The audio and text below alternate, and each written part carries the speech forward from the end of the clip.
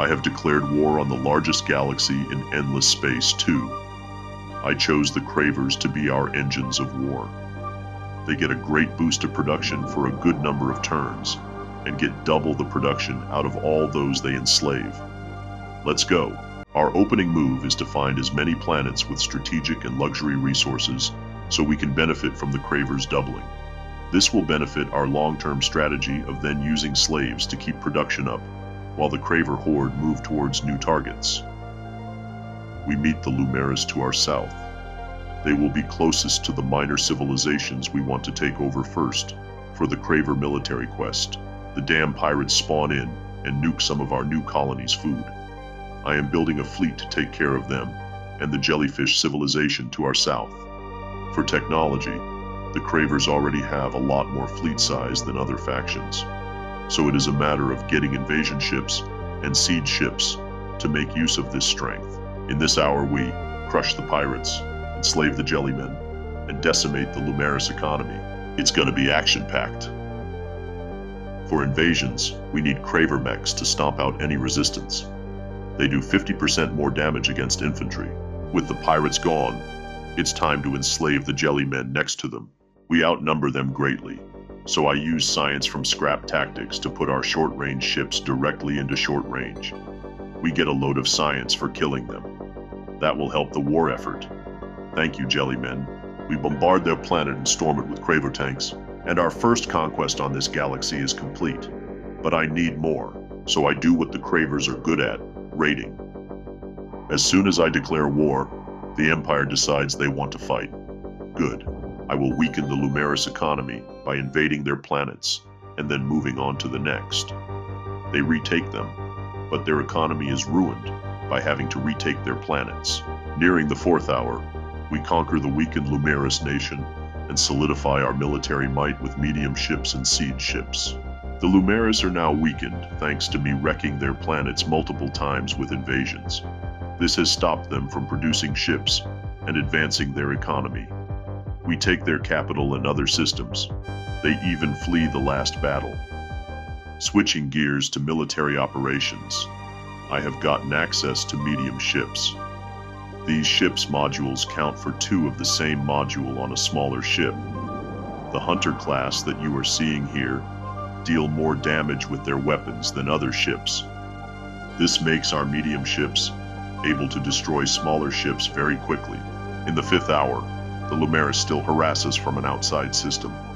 We prepare to boom the Craver economy. The Lumeris still seem to have some systems outside of what I conquered. I sent a small fleet of claws to deal with them, but they got blown up, so I am sending a hero-led fleet to deal with them once and for all. In the meantime, I prepared to focus the Craver economy to boom. I built a trading headquarters in my furthest system, and will set up a long trade route to rake in the dust.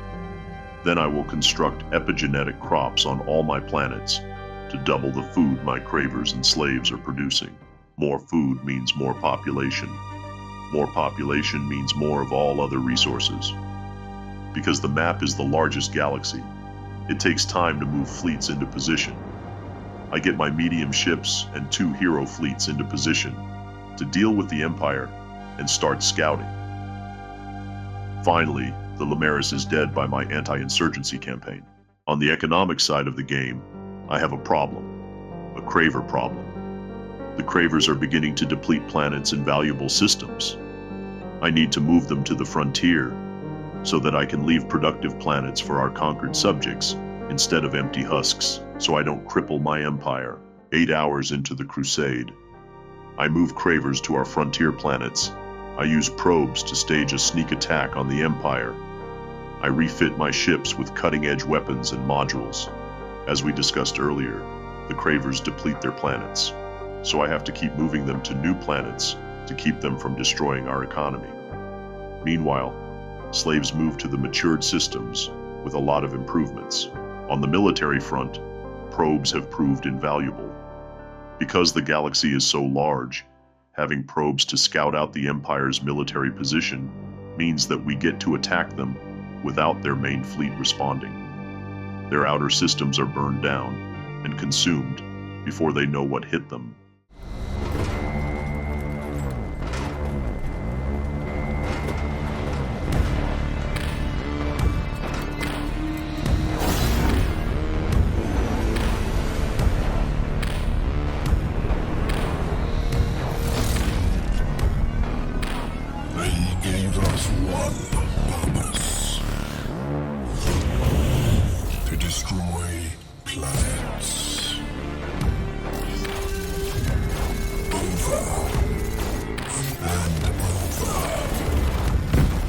12 hours into the Craver conquest, I find out the following.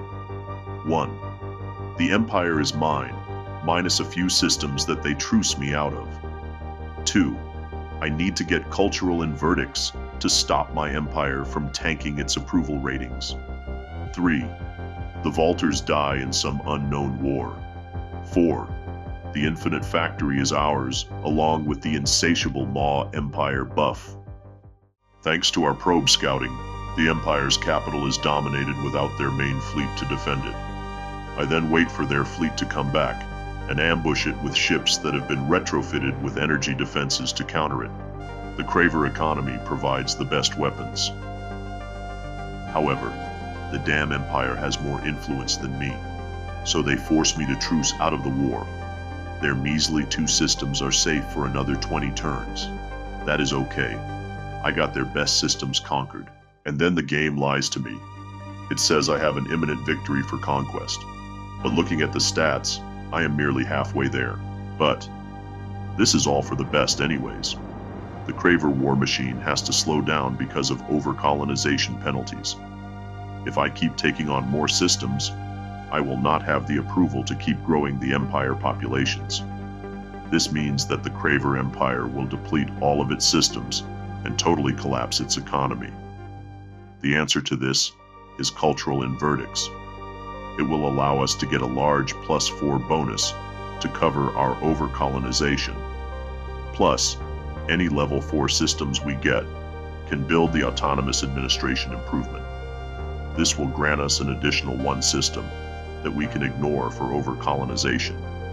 Finally, to solve the truce problem, such as when the Empire stopped us from eating it by using its influence, we get the insatiable Maw from tackling the Infinite Factory questline for the Cravers. This was a tricky battle, where I had to take on a carrier that had enormous guns. In this fight, I had only 5,000 fleet power, while they had about 13,000. But I equipped my hero with EMP weapons that disabled their carrier's main guns. We managed to annihilate their fleet by equipping energy weapons against their anti-projectile defenses. It was an action-packed 4 hours, but we have a long road of conquest ahead of us. I will fortify our empire against disapproval, and then strike out against the Unfallen, and then the Sophons. 15 hours in, and I have a solid campaign plan to assert our dominance against the galaxy. In these 3 hours, I maneuvered my fleets to farm science and experience from minor civilization fleets. I solved the Empire expansion problem with cultural verdicts. I get my scouts into position to probe scout the Unfallen for their fleet positions. I got the Craver invasion tech, OpEx gear. This enables me to build the Ravager. This whole 3 hours was just a setup for the coming war. My plan is to use multiple strike fleets to disable the Unfallen military. Then the fast Ravager ships will do deep strikes on the most populated planets. OpEx gear enables me to drop a lot more manpower than the enemy can per turn. This means faster captures. It's time to ravage the galaxy. Let's go. In the 16th hour, we gather our ships on 2 fronts to start the invasion of the Unfallen, to defend against the Horatio destroying our civilians. For the Unfallen, I am sneaking in some Ravagers through warp travel. For the Horatio, I decide to hold the line since they are attacking my productive star systems. This will allow me time to build up a fleet to decimate them. In the meantime, I finish off the Empire by consuming their territories. This yields a lot of extra dust for us to fund our war efforts. Oh yeah, that is a ton of dust per turn. It takes a good while to continue upgrading our colonies and transferring ships to the sneak attack position. We use this time to fully probe the Unfallen's empire so we can strike at undefended systems and know where their fleets will move. I get the carrier ship unlocked and fully outfitted for an invasion and battle spearhead operation. It will be the backup to our main invasion fleet.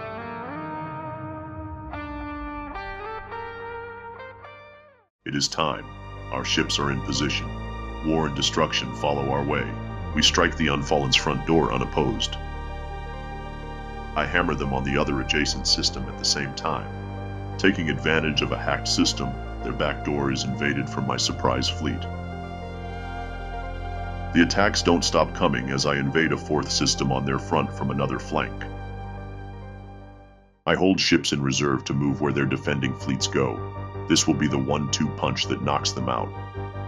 We have decisive victory after decisive victory. I consume the Horatio on their planets to provide dust for our incoming hive carriers. The Horatio war is more defensive in nature. I take only what I know I can consume and hold, so they do not colonize their planets again. The Unfallen get beat so badly that they cannot respond at all on most fronts. We take most of the Unfallen territory and consume the Horatio for dust. While the war has had a great beginning, we still need more effort to destroy the Unfallen Empire. In the 22nd hour, we continue to dominate the Horatio and start building microwave pipes to boost our large economy on most worlds. Here is what the galaxy looks like. We are making Swiss cheese out of the Unfallen and Horatio empires. My invasion ships begin driving up from the conquered south of the Unfallen Empire to meet with our northern division. We take more Unfallen planets in our northern invasion. Craver mechs stomp all over the Unfallen forces. We only have a few systems in the Unfallen capital to take. The Unfallen main battle fleet shows up with a hell of a lot of energy weapons. This will be a challenge to take down. My plan is to use power to shields tactics. Then my flotillas will move aggressively to front position, where their kinetic weapons deal the most damage. I managed to destroy a lot of their fleet, and take minor losses from my destroyers. While their main fleet is being crippled, I continue to invade without resistance. They don't have enough fleets to stop me. On the other side of the galaxy, the Horatio War is going slower, but still well. We destroy their economy and defend our eastern starboard. Back on the Unfallen War, our hero-led fleet destroys the rest of the Unfallen's energy weapon fleet without troubles. It is finally time to take the Unfallen's capital, Sathras. This is a long and bloody siege due to their defenses and system shields. Wave after wave of Cravers crash upon their forest world to burn it down. I hack into Sathras and topple their government to make the Unfallen a softer target to population unhappiness. Our war against the galaxy is reaching a snowball point. I have presence in nearly every quadrant of the galaxy. Planet after planet falls before our unstoppable hordes and endless fleets. Behemoths and fleets alike cannot stand before our kinetic weapon destroyers. They all fall like grass before our blades and fire. The Horatio are devoured alive from the inside out. Finally, after several turns, Sathras belongs to the Cravers. We have won the bloody war against the Unfallen. They will serve us well. Their forests will feed many generations of Cravers to come. I clean up the rest of the Unfallen Empire with our Queen-class carrier ships. But I can't stop there. The Sophons are our next target. Until the galaxy bows to the Craver horde, the Horatios seem to have no more fight left in them. We clean them up and destroy new colonies they found. The Sophons have been so battened up by the Unfallen. They do not present a challenge either. It's time to mop up and win this game. The Horatio sends one more fleet at us in a desperate attempt, but they are annihilated. And after a long war against the galaxy, and a brief invasion of the Sophons, we are able to secure a conquest victory. All hail the Craver horde!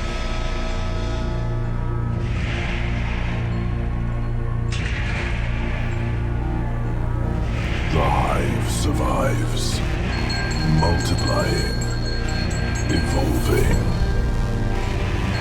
There are no gods or creators to slow or sidetrack us. We are many, and all will be our